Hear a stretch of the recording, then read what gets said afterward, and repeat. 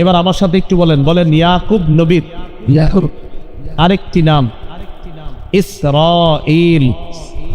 বলেন, ইসরা অর্থ বান্দা, ইল অর্থ আল্লাহ, ইসরাঈল অর্থ আল্লাহর বান্দা।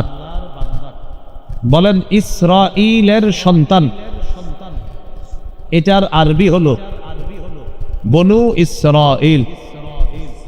ইতিহাসে তাদের কি বলা হয়?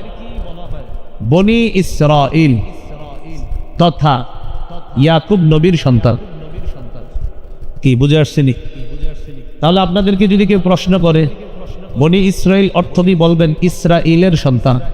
তখন আপনাদেরকে বলবে ইসরাঈল আবার কে? বলবেন ইয়াকুব নবীর আরেকটি নাম ইসরাঈল। আর ইসরাঈলের সন্তানদেরকে বলা হয় বনি ইসরাঈল, মানে ইসরাঈল আলাইহিস সালামের সন্তান। ইসরাঈল আলাইহিস সালামটাকে ইয়াকুব। বুঝে আসছেনি?